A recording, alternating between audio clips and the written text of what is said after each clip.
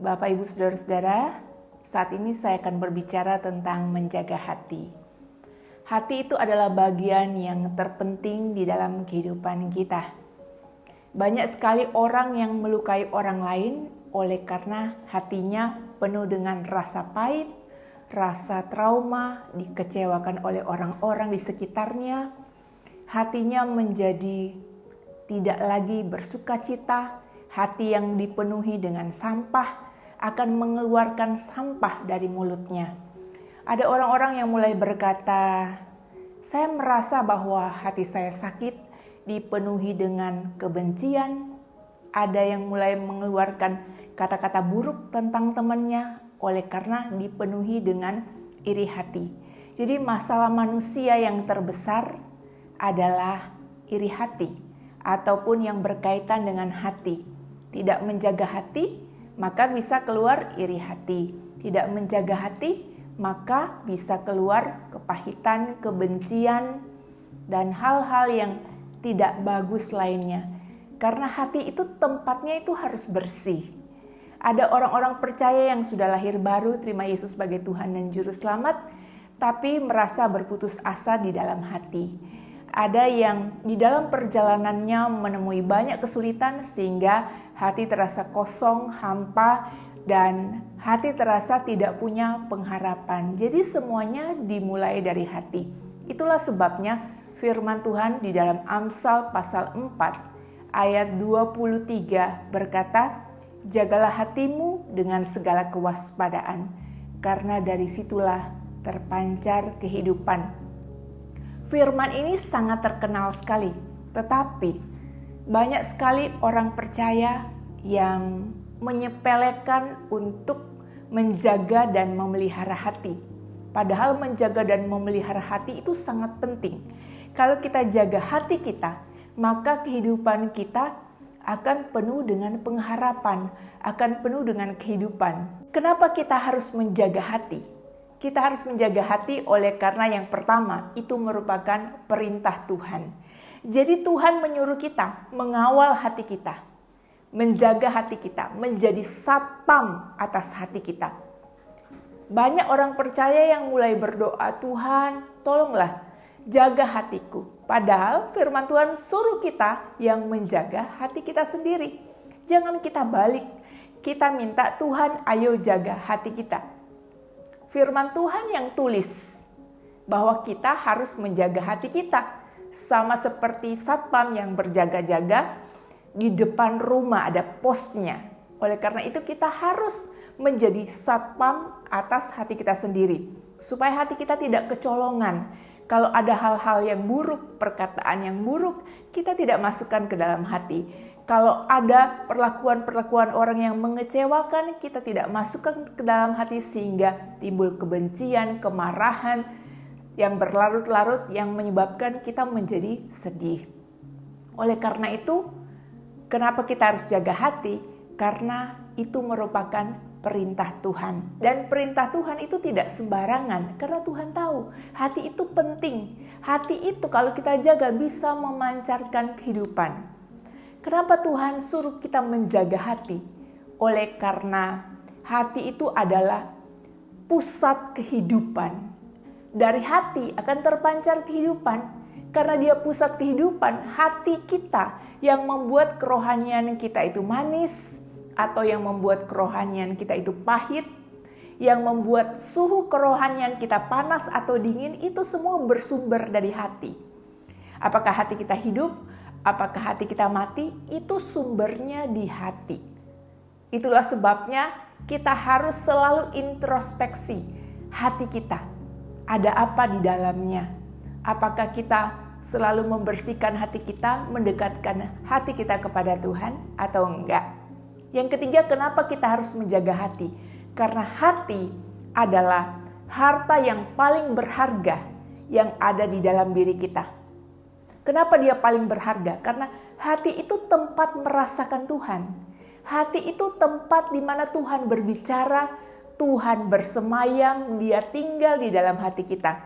Oleh karena itu kita harus menguduskan hati, menyucikan hati, menjaga hati kita, supaya Tuhan bebas berbicara di dalam hati kita, bebas tinggal di dalam hati kita, bisa taruh visi, pengharapan, bisa taruh ide, bisa taruh hal-hal yang berasal dari Tuhan. Itulah sebabnya hati begitu penting. Kalau Bapak Ibu sering lihat ada orang-orang kalau ngomongnya nyelekit, menyakitkan, ngomongnya perkataan-perkataan yang jahat atau menyakiti orang lain. Setelah mengeluarkan perkataan yang jahat dan menyakiti orang lain, biasanya orang itu akan berkata, cuma bercanda. Atau ada yang tidak melakukan dan tidak memberitahu bahwa itu hanya bercanda.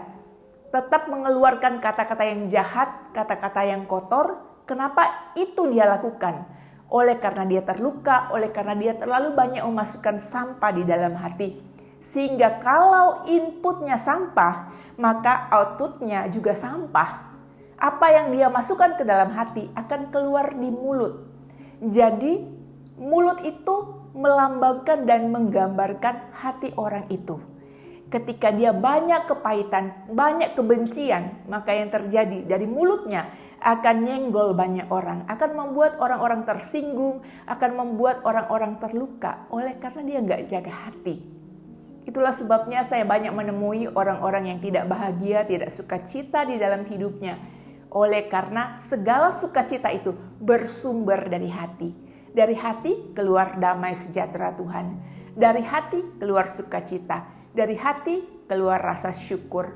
Dari hati pula kalau kita nggak jaga, keluar kebencian, kepahitan, iri hati, hal-hal yang buruk, hal-hal yang negatif, itu semua keluar dari hati. Itulah sebabnya mata air hati kita harus kita jaga. Dari hati yang sama tidak mungkin keluar hal-hal yang baik dan keluar hal-hal yang buruk. Kalau kita jaga, nanti yang keluar adalah hal-hal yang baik. Ketika orang ketemu dengan kita, mereka merasa nyaman, mereka merasa sukacita, ada pengharapan. Oleh karena kita memelihara hati kita. Dan kita juga bisa punya damai sejahtera. Oleh karena kita menjaga hati kita. Banyak orang-orang gelisah, banyak orang-orang menjadi tidak tenang hatinya. Oleh karena tidak menjaga hati sendiri. Itulah sebabnya saya mau beritahu kepada Bapak, Ibu, Saudara-saudari sekalian. Kalau yang harus menjaga hati kita bukan Tuhan, bukan juga orang lain. Kita gak bisa bilang sama orang, jangan senggol hatiku, jangan buat hatiku hancur, jangan buat hatiku itu merasa marah. Kita yang harus jaga sendiri. Karena yang paling bertanggung jawab terhadap hati kita, terhadap bagian yang penting di dalam diri kita, itu kita. Kalau kita punya benda berharga, emas, perak, berlian, apapun, kita biasanya taruh di brankas atau di SDB, kita lindungi. Apalagi yang paling berharga di dalam hati kita yaitu di dalam diri kita, yaitu hati kita. Kita harus jaga, kita harus lindungi. Amin ya Bapak Ibu ya. Mulai sekarang jaga hati masing-masing. Saya mau berdoa untuk Bapak Ibu Saudara yang hari-hari ini ataupun tahun-tahun sebelumnya mengalami sakit hati oleh karena orang-orang terdekat melukai hati Bapak Ibu. Saya mau berdoa supaya Tuhan menyembuhkan semua sakit hati dan semua yang enggak enak yang ada di dalam hati. Mari kita berdoa. Tuhan Yesus, Engkau begitu baik karena Engkau sendiri yang memberikan perintah kepada kami bahwa kami semua harus menjaga hati karena dari hati terpancar kehidupan. Terima kasih untuk firman-Mu, terima kasih untuk pengajaran-Mu, terima kasih telah mengingatkan setiap kami. Hari ini hamba bawa anak-anak-Mu ke dalam tangan-Mu untuk anak-anak-Mu yang bermasalah hati Tuhan. Dikecewakan, dibuat sedih, dibuat hancur oleh orang-orang sekitar atau orang-orang yang dipercaya Tuhan. Tolong sembuhkan, jamah hati anak-anak-Mu. Biar anak-anak-Mu memiliki hati yang sembuh, penuh dengan damai, sukacita, penuh dengan hati yang mengampuni. Tuhan Yesus, terima kasih karena Engkau membuat kami semua mengerti bahwa kami masing-masing harus menjaga hati kami.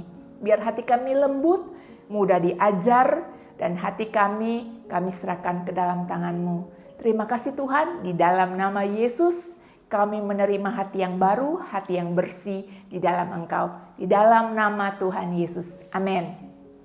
Bapak, Ibu, Saudara, saya mau ingatkan Untuk supaya kita bisa memelihara dan menjaga hati kita, hal yang harus kita lakukan adalah kita harus dekat-dekat dengan firman Tuhan. Masukkan firman Tuhan ke dalam hati kita, supaya hati kita itu menjadi hati yang hidup, penuh dengan firman Tuhan. Kalau hati kita penuh dengan perenungan firman Tuhan, maka mulut kita akan mengucapkan firman Tuhan dan akan membicarakan kebaikan-kebaikan Tuhan. Amin. Bapak Ibu tetap sehat terus dan Tuhan Yesus memberkati.